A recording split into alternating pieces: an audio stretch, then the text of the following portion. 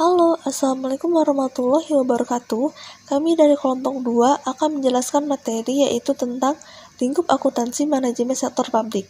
Sebelum masuk ke penjelasan materinya, kami akan memperkenalkan diri. Perkenalkan, nama saya Siti Rohana Herlisa dan NPM saya 062040510467. Nama saya Muhammad Robi Pramatito Adi dengan NPM 062040512400. Nama saya M. Agung Rahmatullah, NPM 062040512397. Kerangka konseptual akuntansi manajemen sektor publik yaitu terdiri dari pengertian, ruang lingkup, sejarah perkembangan akuntansi manajemen sektor publik. Berikut ini pengertian akuntansi manajemen sektor publik.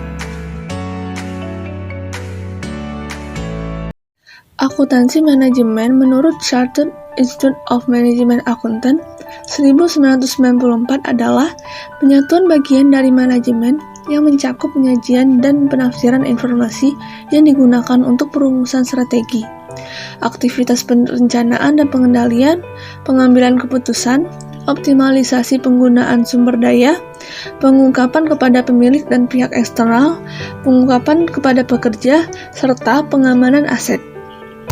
Selanjutnya, ruang lingkup akuntansi manajemen sektor publik. Ruang lingkup akuntansi manajemen sektor publik yaitu terdiri dari akuntansi keuangan, akuntansi biaya, akuntansi revaluasi, dan akuntansi pengendalian. Sejarah perkembangan akuntansi manajemen sektor publik, pada tahun 1880-an, perusahaan manufaktur di Amerika Serikat mulai berkonsentrasi dalam pengembangan teknologi produksi dengan kapasitas yang lebih besar. Para manajer dan insinyur pada perusahaan tersebut telah mengembangkan sejumlah prosedur untuk menghitung biaya produk yang relevan disebut dengan scientific management pada tahun 1914. Seiring dengan perkembangan akuntansi, prosedur tersebut mulai menghilang dari praktik-praktik akuntansi perusahaan. Setelah Perang Dunia Pertama, standar akuntansi keuangan yang dikeluarkan mempunyai dampak terhadap berkurangnya manfaat informasi akuntansi untuk mengevaluasi kinerja bawahan di dalam perusahaan berskala besar. Perkembangan manajemen akuntansi sektor publik. Dalam perkembangan akuntansi manajemen sektor publik, reformasi pengelolaan sektor publik bergeser dari administrasi konvensional ke New Public Management atau NPM. Hal ini didorong kenyataan adanya kelemahan dan ketertinggalan sektor publik dari sektor swasta. Dengan mengadopsi teknik pengelolaan sektor swasta, organisasi sektor publik akan memberi perhatian yang lebih besar pada pencapaian kinerja dan akuntabilitas.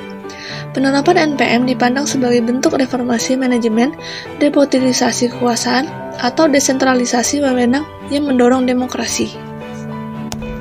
4 pondasi akuntansi manajemen sektor publik.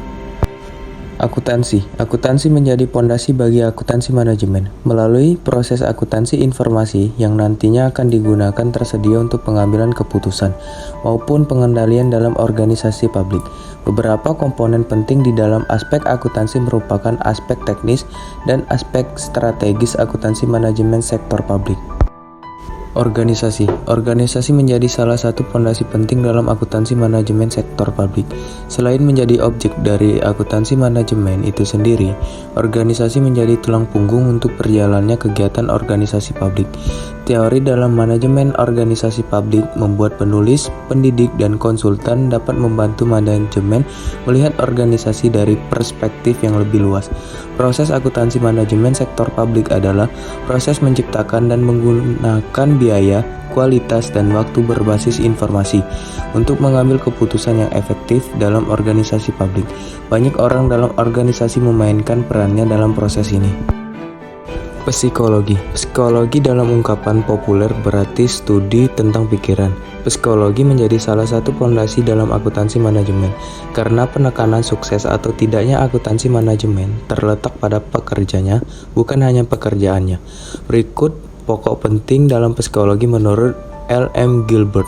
Yang pertama individualitas, yang kedua fungsionalisasi, yang ketiga pengukuran, yang keempat analisis dan sintesis, yang kelima standarisasi, yang keenam catatan dan program, yang ketujuh pengajaran, yang kedelapan insentif atau dorongan, yang kesembilan kesejahteraan. Perilaku. Definisi perilaku sebagai respon dari individu atau kelompok terhadap suatu tindakan, lingkungan, orang, atau stimulus. Pada dasarnya, perilaku individu dalam organisasi mencakup aspek-aspek berikut. A. Pekerja atau individu. B. Pekerja termotivasi oleh kebutuhan melalui kelompok sosial yang berinteraksi secara bersama-sama. C. Perilaku kelompok sosial dapat dimanipulasi oleh gaya pengawasan dan kepemimpinan yang tepat. D. Norma-norma sosial dari tindakan kelompok menjadi mekanisme peraturan dari perilaku anggota. Peranan teknologi dalam akuntansi manajemen sektor publik. Akuntansi. Di bidang akuntansi, sistem pemrosesan informasi akuntansi berbasis komputer banyak ditawarkan dengan tujuan untuk memberikan kemudahan bagi para akuntan dalam menghasilkan informasi yang dapat dipercaya, relevan, tepat waktu, lengkap, dapat dipahami, dan teruji. Teknologi muncul sebagai akibat semakin merebaknya globalisasi dalam kehidupan organisasi. Organisasi. Penerapan teknologi diperlukan dalam organisasi. Perannya adalah sebagai alat bantu untuk memenangkan persaingan dan mempertahankan posisi. Pembangunan teknologi dalam organisasi dilakukan secara bertahap pada seluruh sistem. Dan yang ketiga, psikologi. Counseling merupakan salah satu bentuk real dari aplikasi teknologi informasi psikologi. Suatu proses psikoterapi menggunakan media komunikasi yang baru, yaitu disebut dengan e-counseling, merupakan layanan intervensi psikologi yang dilakukan melalui internet, yang mana proses psikoterapi lebih dulu dilakukan melalui media. Dan yang terakhir, perilaku. Kemajuan teknologi menyebabkan perubahan besar pada perilaku manusia dengan segala peradaban perubahannya, dan perubahan ini juga memberikan dampak terhadap transformasi nilai-nilai yang ada pada masyarakat. Akibatnya, segala informasi baik yang bernilai positif dapat dengan mudah diakses pola hidup dan pola pemikiran masyarakat.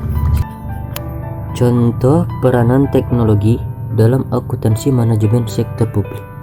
Yang pertama, akuntansi.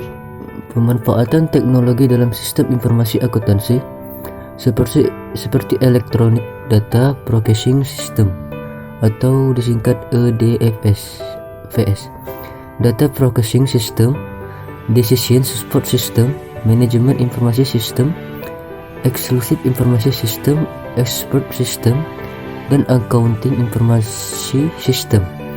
Saluran komunikasi yang dapat digunakan untuk berkomunikasi adalah saluran telepon standar, coaxial cable, fiber optic, microwave system, satelit komunikasi, dan telepon seluler. Yang kedua, organisasi. E-government mengacu pada penggunaan teknologi informasi oleh instansi atau lembaga-lembaga pemerintahan. E-gov ditunjukkan untuk menciptakan yang pertama interaksi di antara pemerintahan dan warganya.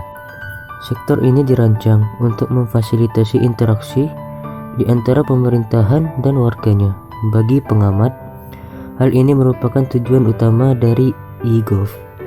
Beberapa interaksi yang dilakukan seperti memperbarui perizinan dan sertifikasi, pembayaran pajak, dan akses terhadap informasi publik, dan lain-lain.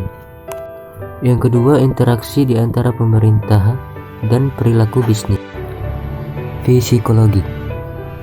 Teknologi memegang peranan penting setelah terjadi perkembangan dalam bidang teknologi informasi dan komunikasi. Kemajuan teknologi informasi seperti komputer memberikan terobosan dalam dunia psikologi.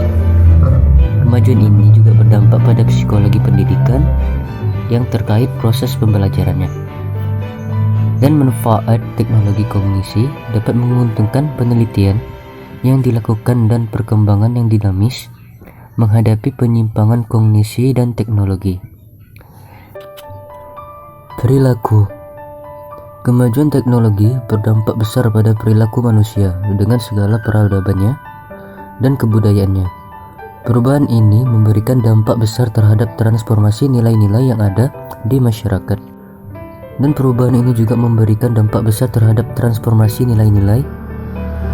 Akibatnya, segala informasi baik yang bernilai positif maupun negatif dapat dengan mudah diakses.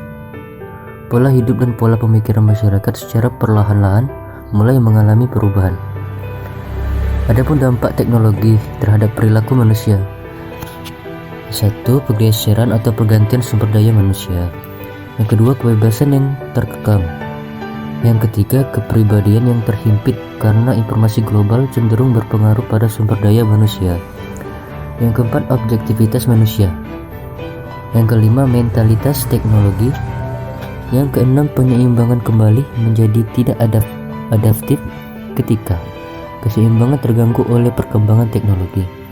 Itu saja penjelasan dari kelompok kami, kelompok 2. Lebih dan kurangnya kami mohon maaf. Terima kasih atas perhatiannya. Kami ucapkan wassalamualaikum warahmatullahi wabarakatuh.